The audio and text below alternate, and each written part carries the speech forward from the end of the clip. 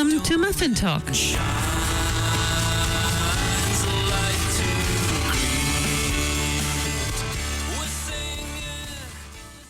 Kia ora and welcome to Muffin Talk. This program is brought to you by the initiative Titipounamu, Study and Joy. I'm pleased to welcome today Patrick Carolan, who is joining us from the United States. Patrick Carolan is a Catholic activist, organizer, and writer. He served as the executive director of the Franciscan Action Network for 10 years. He co-founded the Global Catholic Climate Movement and Catholics Vote Common Good. His writing and activism are centered on his understanding and belief through Franciscan spirituality of the connectedness of all creation and God. Welcome and Haidamai to Muffin Talk, Patrick. Thank you. I'm so grateful to be here. Someday maybe I'll be in New Zealand and we can do it in person, but right now it's good to do it on Zoom. Yes. Patrick, I understand that the Franciscan spirituality plays a very big role in your life. Can you please shortly introduce the Franciscan Action Network to us? Sure. The Franciscan Action Network was an organization that was founded, about 18 years ago. And if you know anything about the Franciscan family, there's a lot of different Franciscans. There's whole orders of OFMs and conventuals and Capuchins. There's sisters. There's lay Franciscans. There's even evangelical Franciscans, Episcopalian Franciscans, Lutheran Franciscans. Mm-hmm. So it's in itself a multi-faith organization. And they made a decision to come together and try to start this organization that would work in Washington, D.C. on issues of peace and justice from a Franciscan perspective. So it is this collaboration of all the different parts of the Franciscan family. It's a wonderful organization, although, again, if you know much about the Franciscans, sometimes I thought of it as herding cats. as herding cats. But isn't there the overall understanding of connectedness to nature and to the teachings of St. Francis of Assisi? Yes. Our organization is founded on that principle. My spirituality is just the whole idea of the whole interconnectedness of everything. Yeah. And again, and the concept of, as St. Clare, St. Clare was actually the co-founder of the Franciscan order, but, we being Catholics, the men get all the credit. So St. Clare said once, she wrote that if I look at you, I should see Christ. And when you look at me, you should see Christ. If I don't see the Christ in you and you don't see the Christ in me, and we need to take a step back and reimagine both our spirituality and who we are. And if we do see the Christ in each other, then we should really be there to help the poor and the hungry because we can see the Christ in that. We've lost that completely. We don't see the Christ. We have this whole idea that our whole purpose here is to get to there, wherever there is being heaven, not to create heaven here. So what we try to do, and what I tried to do, and what we did at the Franciscan Action Network, is really bring that concept of the interconnectedness of all of us. And if we're all together, we're all one. It's as St. Augustine said, was asked the question, where is God? And he said, God is everywhere and in everything and in everybody. If God is in all of us, then we should be working together to build a better world. Mm. And you are in the United States. And when you talk about connectedness and unity and what the news that we get on the other side of the world is, how do you see it? And what do Catholics in the United States, are they connected? Are they working in the same area? Yes. So the answer to your second question, no. Catholics are not connected in the United States. They're all over the place. And I don't mean geographically, I mean spiritually and politically. There's progressive Catholics, and there's a lot of really good organizations like my old organizations and organizations like Network and Pax Christi and things like that. And then there's some very, very conservative Catholics or more traditional Catholics. The idea is, how do we come together? I gave a talk recently at a Catholic retreat center, and it was about 120 men at this retreat center. It was an evening retreat. And Father Dave, director of the retreat center, he's a passionate priest. And he said to me, there's going to be a lot of Trump supporters here. And we don't want to get into big political debates. And I said, not a problem. So I spent the whole evening, my talk, which was about an hour, talking about, again, the interconnectedness, the oneness. I didn't mention Trump's name at all. I did talk about being truthful and how we have to understand our facts and where they come from and make sure that we're not just quoting stuff that's made up and that, to come together. But I never mentioned names. At the end of the talk, I had 7 or 8 men come up to me and say to me, I'm a Trump supporter, but after listening to you and what you had to say, I really have to rethink my support. So, we can't go out and attack people, but we also have to have that discussion. And I'll tell you another thing that happened just very recently. And, your audience might not be familiar with this, but in Ferguson, Missouri, 10 years, 11 years ago, a young man was shot by the police. He wasn't really doing anything wrong. He just happened to be in the wrong place at the wrong time as a young black man. Last year, there was a big demonstration at the police department for the 10th anniversary, and a police officer was killed. So a group of us from around the globe came together this year, and we had a prayer vigil in Ferguson at the police department with the police officers. And then we did a march with the police officers to a peace pole that we had put up a couple of years ago. And again, had another healing prayer service with police officers.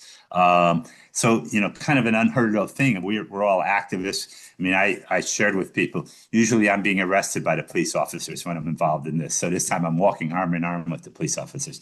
We have to learn to do that, to come together, to see Christ in each other, and then go forth with that understanding. Doesn't mean we're always going to agree, but we have to disagree in a way that allows us to come together and work together. What you say, that reminds me a lot of, Saint Maximilian Kolbe. His feast day was recently, and he was martyred in 1941, and he was declared the patron of our difficult century by Pope John Paul II. I guess the difficult century is going into the 21st century. Yes. And he's the patron saint of journalists and prisoners. And one of his famous quotes is, "The most deadly poison of our time is indifference." And this happens although the praise of God should know no limits. Let us strive, therefore, to praise him to the greatest extent of our powers. I think that goes along with what you were just saying, that you don't want to show indifference. You want to help people understand, and but you don't tell them what they have to believe, right? I try not to tell them what they have to believe. I'm not a purist, though, so occasionally I'm sure I do. If you ask my wife, she'll tell you. But I think that yes, we have to build relationships with people, and we have to sort of start somewhere. We have to find our common ground. And as being Catholics, we have a lot in common with other Catholics, even if they have a whole different political viewpoint. And so we have to sort of find that as our common ground, and then think about and talk about, okay, what does it say in the Gospels? What does it say in Matthew 25 to feed the poor and care for the hungry and things like that?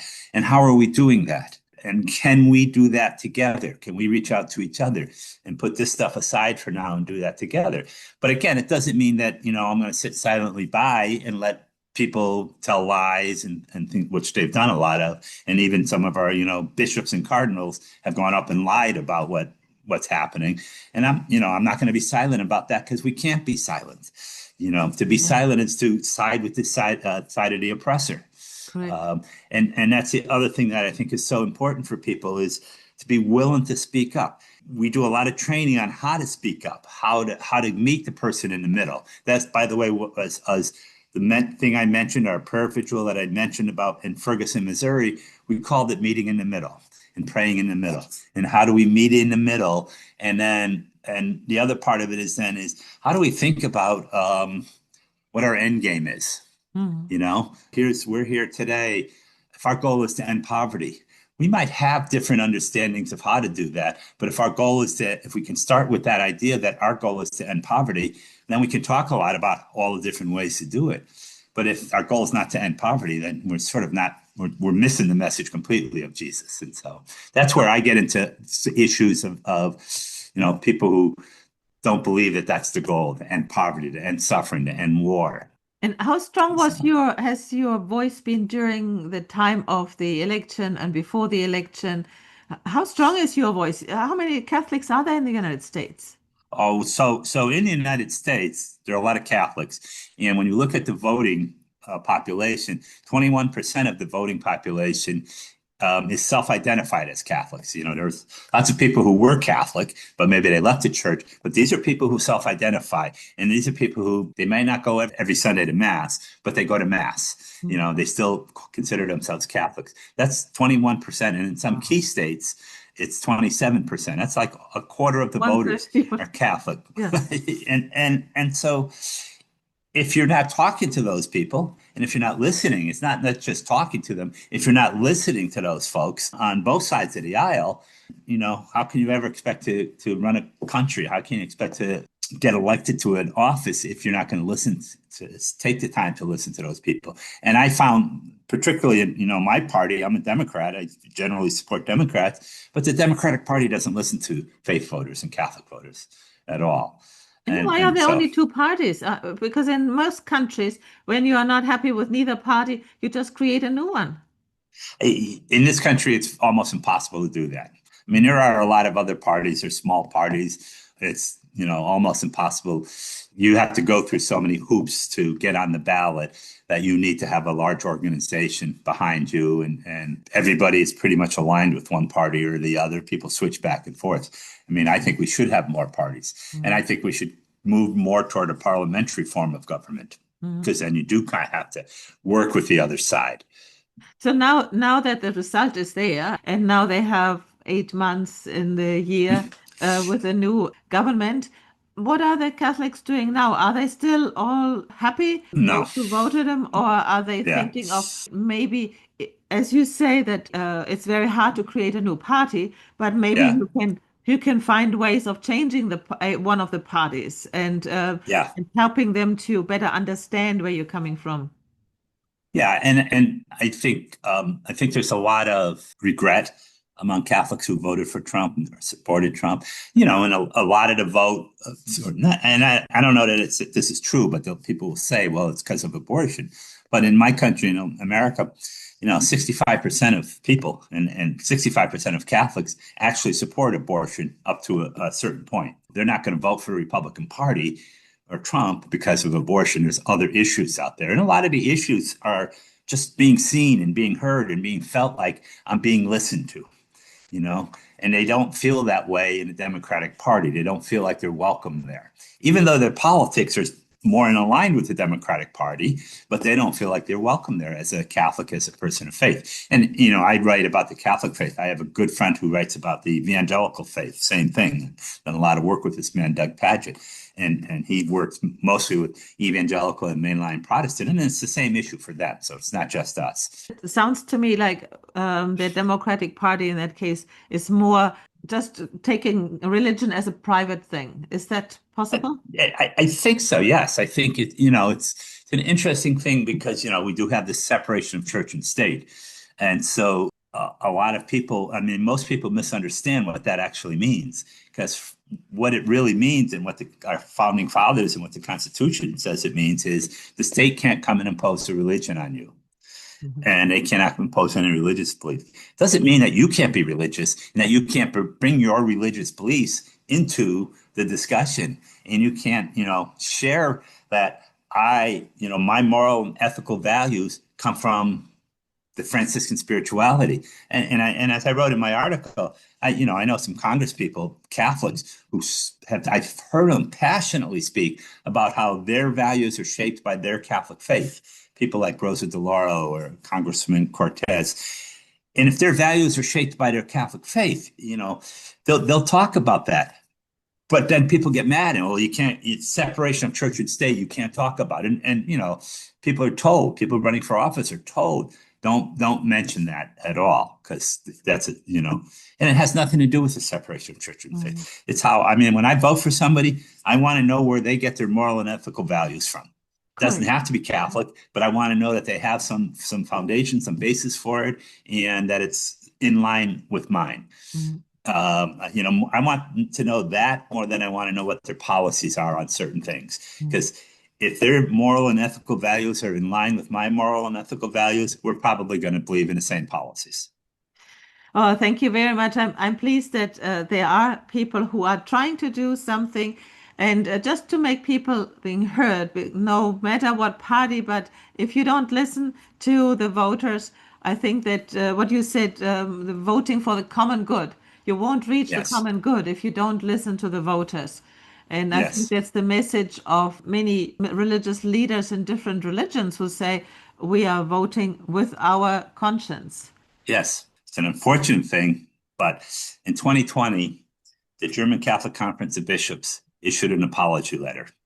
And they were apologizing for the actions of German bishops and priests in supporting Hitler and Nazi Germany. So this was, I don't know, 60 years later. Guess it's better late than never. And I often ask the question of some of our cardinals and bishops is, and I've said this and I've written this, is I hope and pray that you don't wait 60 years to offer your apology for your actions. We need to really start to think about that and then, try to come together to move forward. Because if we don't understand the connectedness of all of us, we're just doomed. Yeah, I think that it's important about the interconnectedness. And let's talk about the interconnectedness in our next interview, maybe when we're Yes. coming closer to the big celebrations of the Franciscan community. Yes, absolutely. I'd be happy to anytime. Thank you so much, Patrick, for this Thank you. interview. I really appreciate Yeah. it. And It's been a joy. I wish you all the best and keep up the good fight. And that's a quote from St. Paul to the Corinthians, I think. Yes, it is. Yes. Thank you. Yes. Thank you. Thank All the you. best.